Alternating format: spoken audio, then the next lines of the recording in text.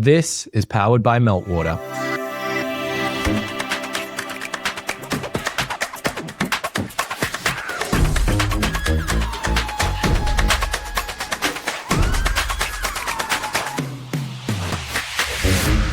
Hi, I'm Dino Delich, and in the studio with me is Genevieve Bramall and Stephanie Lerdahl.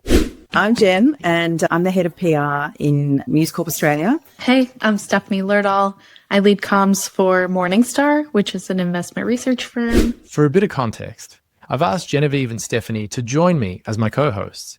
They're two communications professionals at different stages of their career, and I know they're going to learn a lot about themselves from these industry experts I'm putting in front of them, because I have an underlying motive. This is part podcast, part experiment, and part comms bootcamp. This is earning your seat. When it comes to strategic communications, we reckon there are only a handful of people who know more than Becky Edwards. Becky held not just one, not just two, but 5 CCO positions in the past. Currently, she's a Page Society board member and an in-demand consultant, among other things. When I first met Becky, I was taken aback by how easygoing she was. She was all ears and smiles, offering solid feedback and meaningful advice. Her story is uncommon. She started in foreign service, then shifted to the corporate world. Her diplomatic traits, particularly her curiosity and empathy, proved to be superpowers that propelled her to the top of the executive ladder. I knew right away I had to invite her to the podcast. What we learned from Becky was illuminating. She talked a lot about trust, for one. Your value and your worth is in understanding what it takes to execute, but relying on people who will do it very well. And initiative, for another. Think about how you can occupy that space and solve the issue for the company, because that's going to yield a reputational benefit. There's going to be a story in it. Like, you're going to have opportunities to communicate about it. Unfortunately, the person I wanted to hear Becky's advice the most, Stephanie, she couldn't join us for this episode. But as always, Jen shares her years-long wisdom with us to make what I think is a rich and fascinating conversation about how comms leaders can make their way to the top. There are so many things that somebody has to get good at to become a comms leader to the point where you're in the C-suite. There's one question that we ask consistently. If you were advising someone, if you were in the ear of someone who is trying to be a chief comms officer, it's the one piece of advice you would give them. You've been a 5-time CCO and been able to advise people. And so that means you're a trusted advisor. And so you have the ability to make the role scientific, but also I'm sure you rely on creativity and strategy and hunches and those sorts of things. I believe that some people, when they are aspiring to a role, think they have to be completely cooked, right? Like they have to have every aspect of what they perceive that person needs to be excellent at. Like they've got to check every single box. I would advise that people think about their strengths and what they know they're good at and how that is connected to the brand of how people see them when they enter a room or when they collaborate with them, and then be clear on what they need to surround themselves with to be successful. Because often making the leap from being a senior communications person to being the senior most communications person means leaving the doing behind. And that is a tough transition for a lot of people because they feel like their value and their worth is in execution. And the step change is that your value and your worth is in understanding what it takes to execute, but relying on people who will do it very well. So in order to be I'm now being very cute with this, but in order to be a trusted advisor and make it to the top, you have to trust a lot of people beneath you. You do. And you have to let go. Like you have to be willing to not sit in judgment, right? And say, oh, well, when I was doing the chief media job, I would have done it like this, right? Or if I was doing internal comms, here's how I would have done it. It's like, nope, be clear on what the objective is, give the person the space and the coaching if they need it, but don't expect mini yous to be like running around you like a posse. And that's what's going to make you successful. So, Dino, maybe the way I showed up with your colleague and when you first met me was a factor of me being comfortable with like, I know I'm good at things. Like, I know I'm good at things. That's not what we're here to discuss. We're here to discuss how I can be better by working with you. I got to say, I love Becky's reminder here. Sometimes when we're so fixated on something like earning trust, we think about ourselves and we obsess about what we have to do to earn trust. And the reminder that trust is also something you give. And really the true role of a leader is to set a very clear objective and create a vision for the team. And so leadership becomes a lot easier when you can create a clear vision and then give a little bit of trust to others so that they can figure out how to color between the lines. I felt like you gave us grace. Most people that we speak to that are in that role, and no offense to them, but they have to act like that person. They have to be tough and strong and smart and know everything because they're trying to make sure that they're not overspending $200,000 with us. Yeah. You didn't come across that way. And again, I always appreciate, maybe it goes back to the first thing you said about why you went into the Foreign Service, because you need curiosity. Curious people, tend to use data differently than other people. If you're not curious, then data to you is validation. If you're curious, data to you is information that makes you more powerful. It doesn't matter if it says green or red. You're like, okay, I know how to calibrate now. And that's, again, what I appreciate about Jen. This is why I really wanted you to meet Stephanie, because this whole project started because I kind of felt like Stephanie's the kind of person who she just needs a really good mentor. And you can tell she's putting herself out there. She joined Page. She put herself out there and got on the PR Week 40 under 40. Stephanie brought me in to do workshops with her team. And I was like, what are we trying to achieve? Like, I don't get what is the metric that's meant to improve. But she wanted me to keep coming in and helping. But then I realized, she doesn't want to say it in front of her subordinate, but she really wants that title change. She wants to prove to herself that she can take on more responsibility, that she can do this because she's already reporting to the CEO of Morningstar. Mm-hmm. So I thought, I love people like that. I love people who she's humble. She's struggling with putting herself out there, but she's done stuff like that. And I thought she deserves that success. And so I was like, the most impressive person that I've met so far through this process of someone who just knows how to blend the art and the science is Jen. So I called Jen. I said, hey, Jen, I know we've never really met, but would you be willing to mentor this lady? She's like, sure. Wow. And so that's how we connected. And so, you've done this 5 times. How would you advise someone who's been told by their boss, I love everything that you're doing, take more risks, for a financial services company who doesn't like risk? Yeah. Well, they probably like risk, but only if they can reap the rewards. Maybe this is the secret difference between being a senior communicator and being the chief communications officer. You're no longer doing the job of communications is table stakes. Every person that has reported to me in every single one of those organizations that you mentioned could probably be the leading communications person.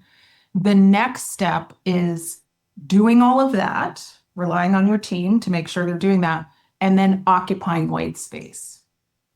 And that is scary because there's no one telling you that thing has to be done or we will not survive, right? You need to develop a crisis comms plan for this potential eventuality, right? That's all stuff you have to do. And no one should have to tell you that. But the organization is struggling to onboard skilled laborers in machining or some other complicated skill set that you know nothing about.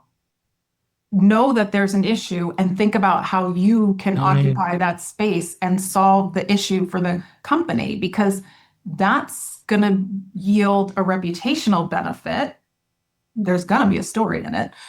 You're going to have opportunities to communicate about it, but it demonstrates that you're seeing the white space that serves the organization and you're willing to step into that space, even though it's not on the comms JD. I love the angle that you put on it because, again, going back to the playbook, chapter 1, business strategy, sell newspapers, declining market, we got to sell more newspapers. So becoming a chief communications officer isn't just a promotion. It's a fundamental shift in mindset. It takes grace to let go and guts to solve problems that are not your own. If Steph and anyone else out there wanted to make the move into leadership, they'd have to be comfortable with letting go and start finding solutions for white spaces, as Becky calls them. So, what does that leadership actually look like in practice? In this next part, we talk about Becky's leadership philosophy and how curiosity, experimentation, and a whole lot of trust can empower communications teams to do their best work. It's one thing to be a senior communicator because then there's someone above you giving you communications orders. I need X, Y, Z. I'll give you autonomy with designing the campaign, but we need a campaign for this. But when you're at the top, well, now you've got to design comms that serves the business, not campaigns that serve communications. I think that's a big leap for people to make, or at least it's not that well talked about. I don't know what happens in the room at Page. I've not been there. But what I see, at least from my vantage point, is that communicators struggle because once you get to that top and you realize that there's just a lot of curriculum that's missing. And so then it's like, well, are you going to listen to podcasts? So you really have to, put a lot of effort into learning these things. And not every leader grooms their people the right way along the way. You'd imagine that there's a good succession plan. And maybe that was let's talk about how you got to where you got to. Can I just add in? I was talking to someone just this week who has taken on a new role as a CCO. And she was saying to me, I've been here like 2 weeks and I'm just trying to get my head around the organization, who's who in the zoo. And I'm trying to work out where and how I add value. And I said to her, you're going to add value by being amazing at what you do. And I'm imagining, because you're a CCO, you've got all the communications tools in your toolkit. That's not an issue. That's not why you're here. You are here to connect the dots at the highest level. And you can't connect the dots at the highest level when you've been in an organization for 2 weeks. So stop, take the pressure off yourself, take a deep breath, take a little bit of time to just assess the landscape and very quickly and find out who your trusted advisors can be down the line and through the business. Find out who's going to help you get the information you need so you can connect the dots. You can see the white space that we're talking about and spot the opportunity because she knows she's not there to do the business of comms. That's what her team is for. She's got to work out whether or not the people she's inherited are the right people in their right roles, et cetera, et cetera. So it could be a little bit of reshaping to do. But ultimately, she hasn't been hired to do that work. She's been hired to spot the opportunity, to take the company forward, to see the growth and how she's going to drive the business forward in that direction. And I think, the smile on her face was palpable. She was like, you're so right. That is my core strength. And that is why I'm here. Like, it's great to have someone like you to just reinforce that for me. Because I think too often people chase a job title and they get there and they think, oh, here I am now. I've landed the big time. This is fantastic. I've got this great job. And then they're like, well, now what? And I'm like, if you back yourself, if you know from the get-go that you're not chasing the title, but you're chasing the experience of what it's like, what it feels like to solve a problem that no one else even really articulated as quite the problem that required solving. But you enter the room and through all the information, by being a great communicator, not only can you read and interpret information, but you have a way to sell it back to the business, to reframe it, to be able to explain how you're perceiving the status and being able to say, and here's how I would potentially solve that challenge from a communications perspective. And it doesn't mean you're solving the whole business problem. You're not doing the job of 10,000 other people. You're actually able to stay within the confines of what you are expert at, but be able to see how that might influence and impact other parts of the business who can then stay in their lane and do their job, and we'll all work towards the same goal. And I heard you talking about what one piece of advice you'd give aspiring CCOs. What I heard was empowerment, that you would empower others to do the job they've been hired for and not try to continue to do everyone else's role. Understand what yours is, empower your team. But also taking the leaf from the Curiosity book, you talked about a willingness to learn.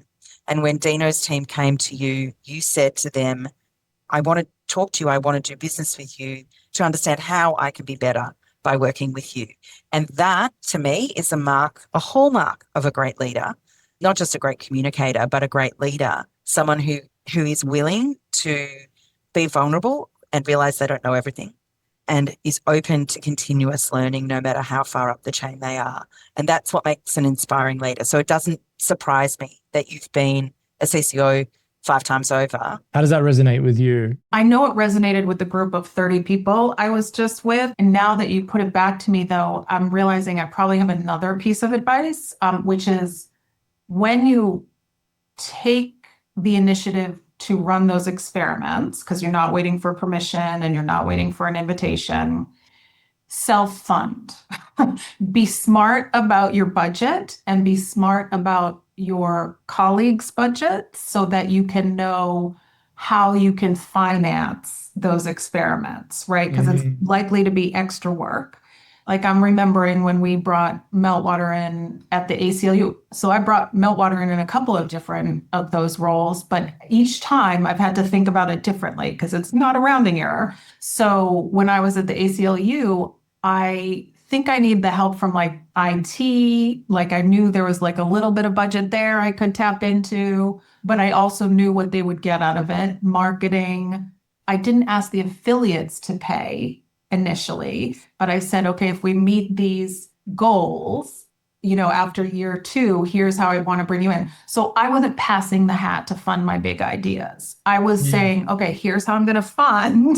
And then I may need your financial support if we meet this milestone. What was the, role or project that taught you that? Or was it a leader that you had this? I think it was 2 things. I think it was getting my MBA, and I'm not saying that everyone has to get their MBA. I think you can just make friends with someone who's in finance and they'll help you to figure out how to do this. But going to GE is like getting a second MBA, frankly. Like the rigor of all the operations means that you just have so many smart people who are like, oh, and they're curious, right? And they're generous with their time because they're pursuing excellence. So there's a spirit of like, okay, come sit by me and like, I'll tell you how to get this done. Like, I'm not about like bringing someone home baked goods if they'll teach me how to, get a budget passed. You know what your budget is, right? Like, but often that's a big mistake people make. Like, oh, well, I can only do this if I get X more dollars. And it's like non-starter because you're not showing your peers that you respect sort of the pressures, because no matter what organization you're with, how big or small, like there will always be pressures. Genevieve, you were talking about, existing in multiple configurations of the same organization. I'm sure you've seen like scarcity mode and you've seen like largesse mode. Like in none of those scenarios is it successful to be like, well, I need this much money. Here's the thing you need to know about Becky. I've had many chats with her, and she is far from a measurement guru. And I don't think she would be upset at me saying that. She's not a forward-thinking measurement innovator, but she is data-driven. And I've always said, nobody wakes up in the morning and says, I want to be a data-driven communicator. But they do wake up in the morning saying that they want to be good at their job, and they want to wake up in the morning knowing that their work is connected to a higher purpose, thus a trusted advisor. And every time I've heard Becky, in all of her roles, step in, some of her first activities are to analyze how data is being used. Yet she's not necessarily a measurement guru, which is interesting to me. It's a reminder that even those who are not the scientists, who operate based on gut, assumption, experience, and intuition, they need the data. And that's what's interesting to me about Becky, is that she's not your traditional measurement expert who parades around on different podcasts talking about the best KPIs. She naturally lands, and the first port of call is data and measurement, but then she has this advice about experimentation, that it doesn't necessarily need to be this massive overhaul of how the measurement is being done. It's a look at what are the goals of the communications department, how are things being done, and how can data help us and give little nudges and make improvements to what we do. I think that's so refreshing to hear someone who is clearly accomplished and successful, and her approach to data is so light and refreshing. It's not so heavy and exhaustive. It's funny because I call it like inverse marketing, where the marketers have all the money and they go out and someone says, you've got $200,000 or $1 million for a campaign, whatever it is. So they go out and spend that amount of money.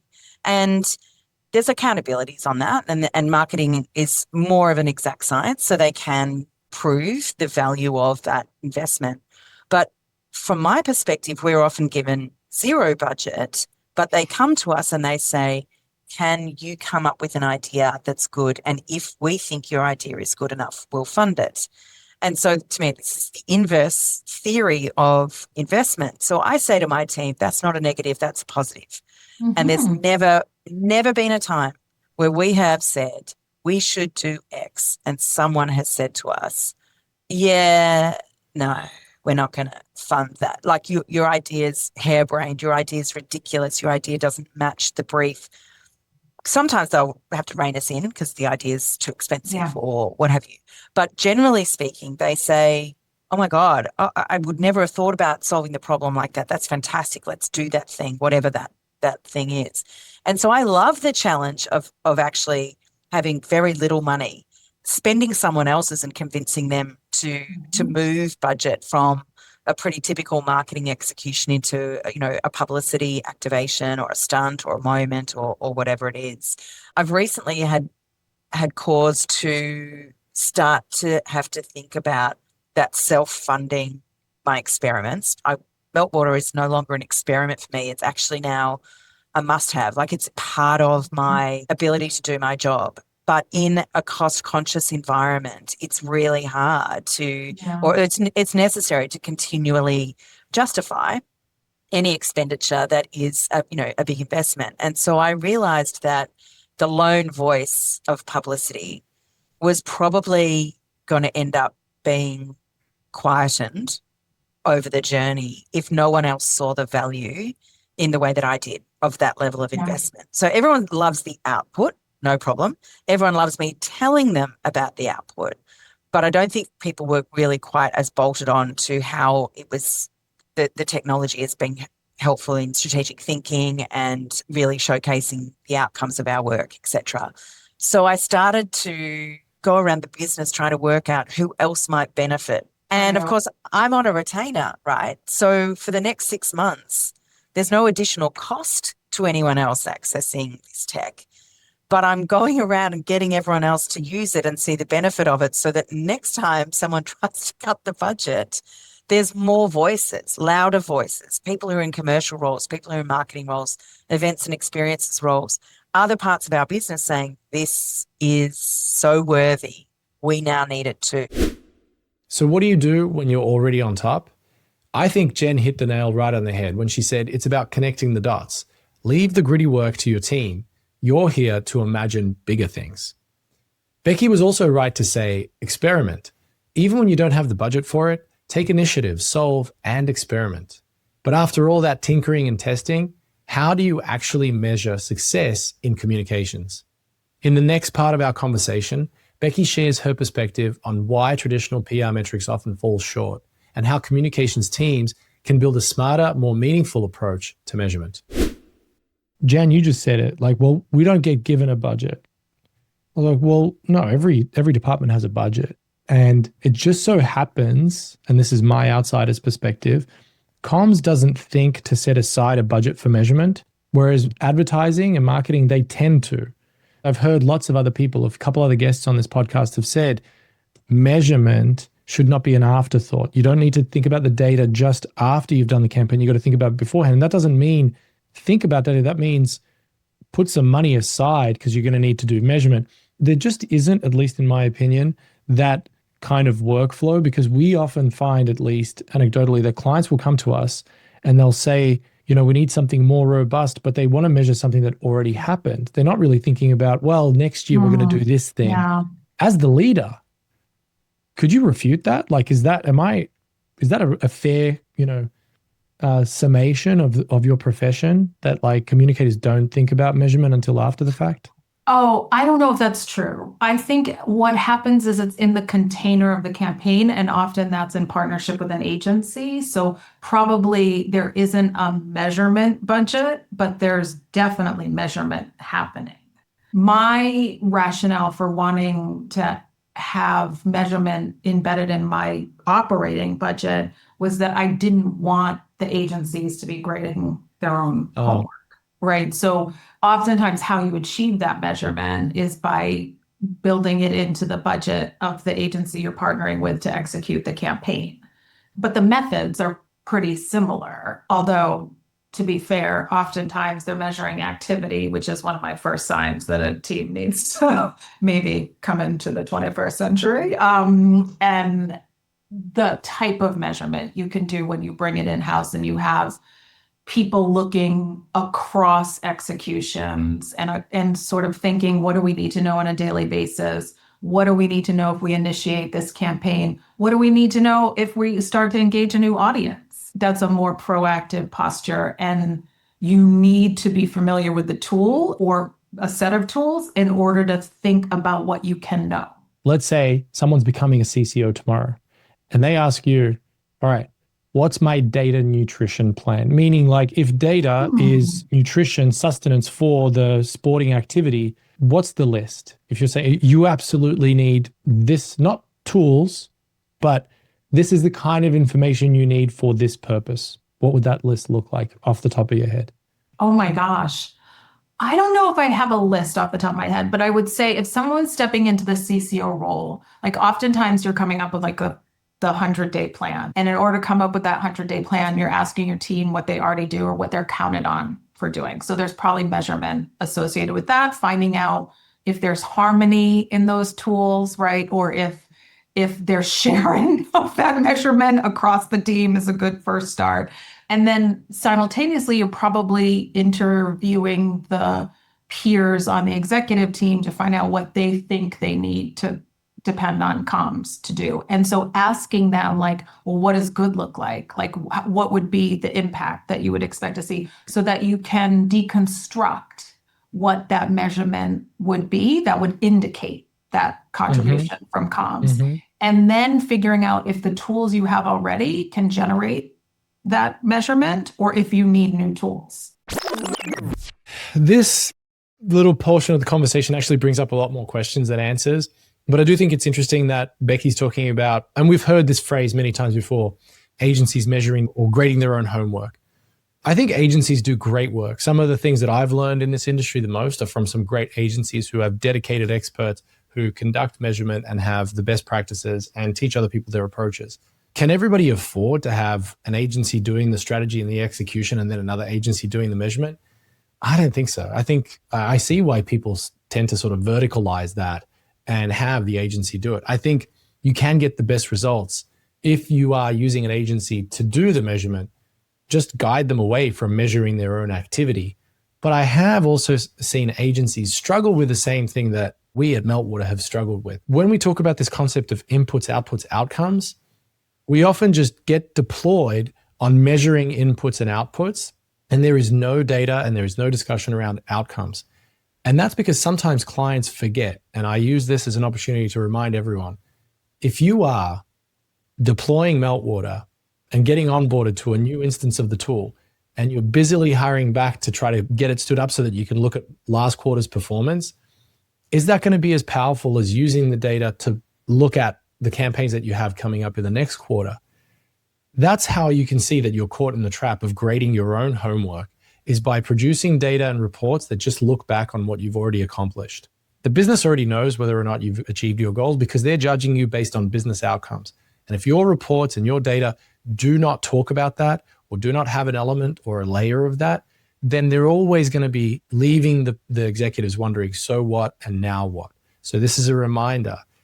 If you are looking at data, make sure that you are also combining it with business outcome data. And it doesn't mean APIs and integrations. It just means get your hand on some data that looks like sales data or something that the business cares about, and tell a story with what you're doing, your inputs, what's happening out there in the real world, the outputs, and how that's translating back to business results, which are the outcomes. Do you think of it in terms of cadences? Like on a quarterly basis, I want to check my reputation score. On a monthly basis, I guess I have already in my mind a kind of a diet like that. Like, I don't think it's worth checking brand and reputation more frequently than 6 months or a year.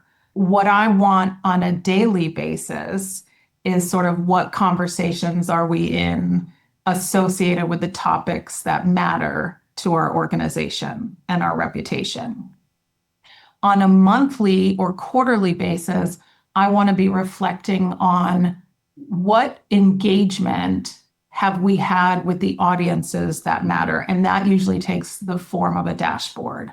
And you can know if you're, you can know sentiment, you can know volume, you can know if there are trouble spots in that association, right? That's the thing I want to reflect on, because that will be that moment where I'm engaging with the team and saying, okay, what did we do to contribute to this? Like, what were the good activities that we did that yielded this result? And what are the things that maybe we didn't do that we should have because they would have moved the needle? Or maybe what are the things that we did that like upset the apple cart and therefore they should go in the dustbin, right? That moment of reflection. And I think a lot of times that conversation when people are looking at a dashboard almost feels like shame inducing. And I want it to be more of like a launching point for creativity and ideas. So it's just like a take stock moment. Like, what did we learn? If we learned something, that either means like we should probably, etch that practice into stone,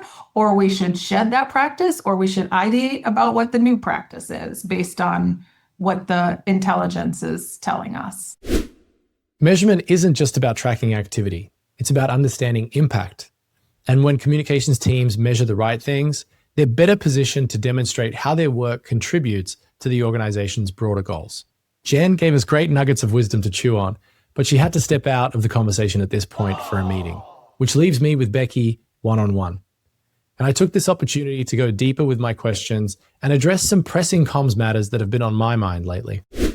A lot of people, when they look at dashboards, it's not seen as an opportunity. It's more, is that a mindset thing? Does culture need to shift, or are the dashboards just shit? Like, because, stepping on the scales is not fun because it's too simple. Like, just one metric is not where you want it to be. When the number is where you want it to be, you're not thinking, oh, yes, you know all the effort that you put in to get that number to be where you want it to be. Is it that dashboards just aren't good enough? Or is it that even if a dashboard does contain the stuff that you like, the mindset of the typical person who's looking at a dashboard is not where it needs to be? I think it's a combo. You have to think of the dashboard as enabling a practice, right? Like, just like stepping on the scale, we'll beat this metaphor to death, is the practice of checking in on how you are maintaining your health, right? So it's not the event of stepping on the scale. It's right. that is a feeder for you to have an indicator of like, oh, am I exercising as I would want? Am I eating as I would want? Am I taking in enough water? Anyway, you get my point. Yeah. The dashboard, you have to have the right set of information on the dashboard to allow you to have a response that's more about the practice of checking in. And so then I think this is the reason why I had waited so long. Not that I thought we needed a playbook, but I just assumed that someone else out there was an authority that created the curriculum on what good communications looks like. And what I'm discovering more and more, and I know I'm not completely right, but what I'm discovering more and more is that with this obsession of being more data-driven, the mapping back that you said, the working backwards of, the business goal is this. So the comm strategy is going to be this, because we need to move the audience, these people, right. Their opinion shapes the behavior that we want. So we need to take their current perception and make it this. So we're going to design campaigns. And so then it's almost like, well, I'm 20 pounds overweight. A lot of people just already know how they can lose the weight because there's levers you can pull. You can exercise, you can diet, or you can do some crazy stuff. And I think with comms, the levers aren't so obvious because there's so much noise because everyone's trying to sell another lever, another trick. And almost in the weight loss, I've used the weight loss analogy before, but like there's so many vendors like us who call and they say, well, you can take this drug. You don't have to exercise. You can just buy the dashboard and the insights are right there and you're going to have it. But no, it's still diet and exercise. It's still tools, skills, resources. I think to a certain extent, like most other executive level professions have some sort of accreditation, right? Like you get an imprimatur or you have a governing body that judges how you're doing, like if you're a CFO or if you're a lawyer. Comms as a profession is a pretty low barrier to entry. Like you don't even have to study it. Like I did not study communications. I mean, yes, I studied some things that lend themselves to being an effective communicator. But you don't need a license or a certificate. Yeah. I mean, and that's why there's frustration, I think, for a lot of communicators, because everyone feels like they can do our job without any kind of science or training. It's only gotten worse now with AI. Now everyone thinks they can do it because they can just ask AI to do it. But no. So that's where my struggle is more by trying to help communicators become more data-driven. I see that they're actually just dumping more data in the equation. Oh. And forgetting that, hey, no, what makes communications great? If you ask anybody, what do you love about your job and what do you hate about your job? Data's always in the hate column, and storytelling and relationship building is always in the love column. And so like a lot of what you've talked about today, soft power and building alliances and speaking with people, that is that sort of storytelling and relationship building and understanding the needs of the business. And you just don't happen to hate data like some other people do, but they often, maybe people who are the ones building reports, they often say what they hate about their job is then having to measure, having to do data. I think people hate the specter of shame coming from data. So if you think the dashboard is something to prove your worth or the value of your function, that is going to naturally set up sort of anxiety mode of leaning into that data, right? But if you think of data as making your function look so intelligent and demonstrating the rationale for the decisions you're making, like that's a pretty powerful tool. It's a storytelling tool. Again, we land on the subject of AI. Communicators can get so obsessed with data and information that they sometimes lose track of what we can do and how we can shape our craft. Yes, there is a little bit of art and science to what we do, but that doesn't make it less complex than anything else out there. This last bit of the interview gets pretty interesting. When push comes to shove, I ask Becky, how do you prove your worth? Sit tight. Here's what you need.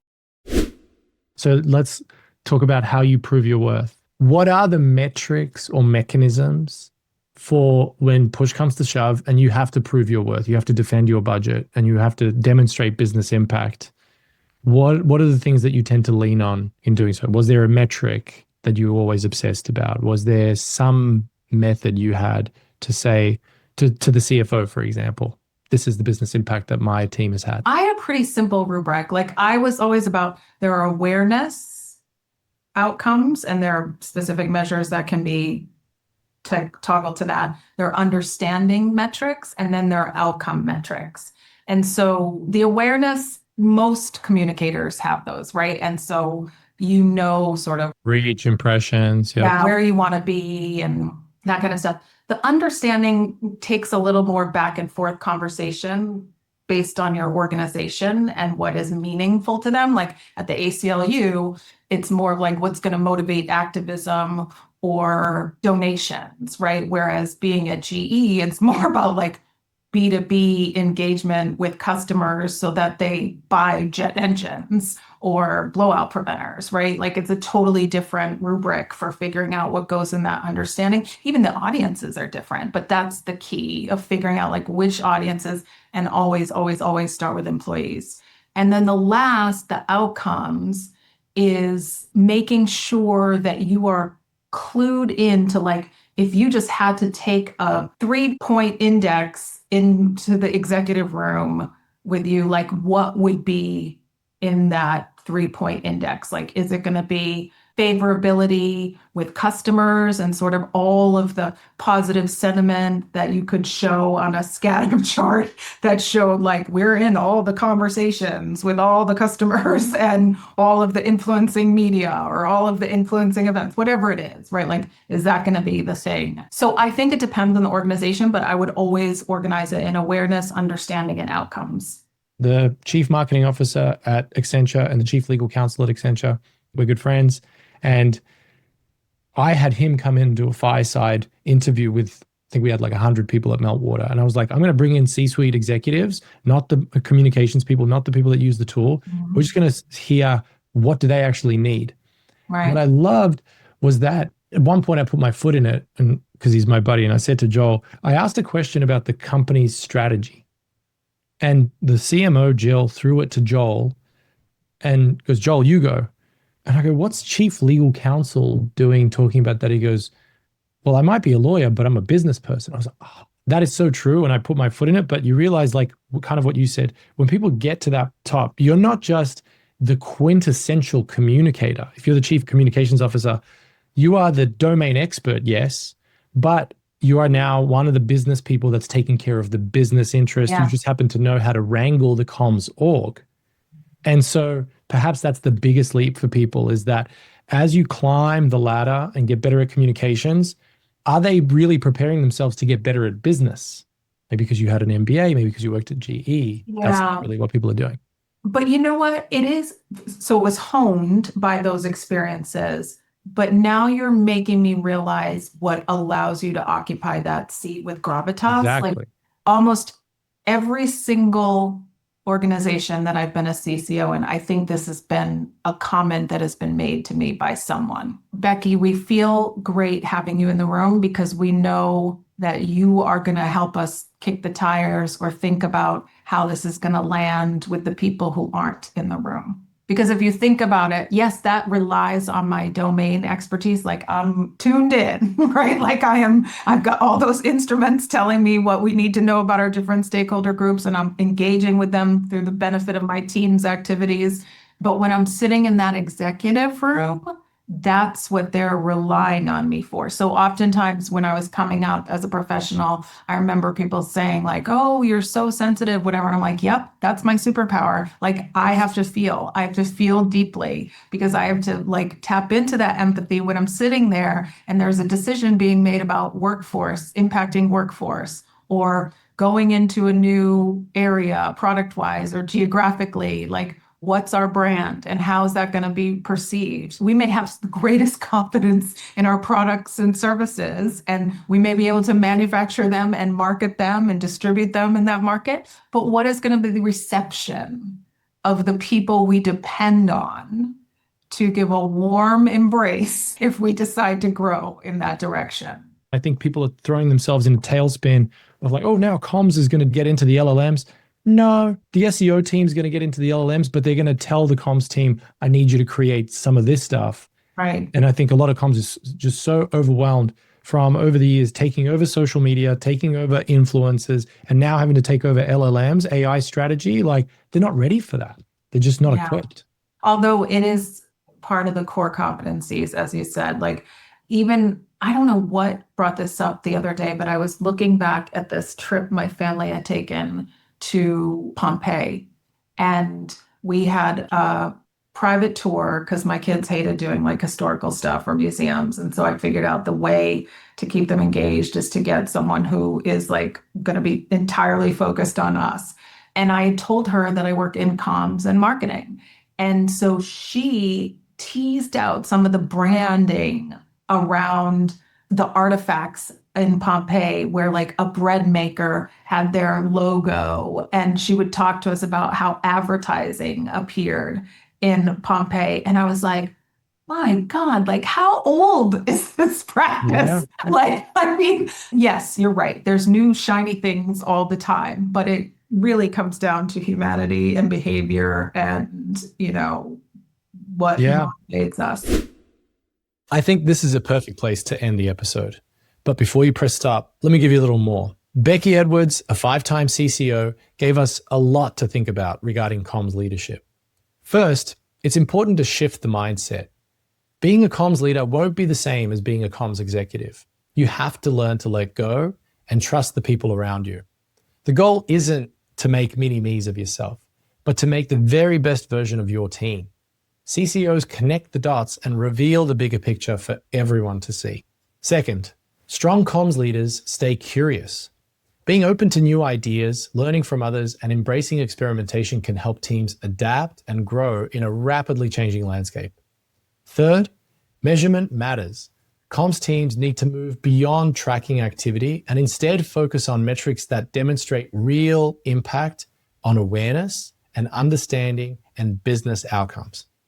And finally, while new technologies and tools continue to emerge, the fundamentals of communications remain the same: understanding human behavior, building trust, and telling stories that resonate.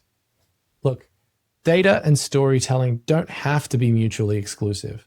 In this field, you can love and master both. And we hope our conversation with Becky is a testament to that. Earning your seat isn't about passively absorbing, it's about executing. So take a moment and reflect and think about how you can use what you've just learned in this episode to grow, recalibrate, and improve. Thanks for listening. I'm Dino Delich. We'll see you next time on the next episode of Earning Your Seat.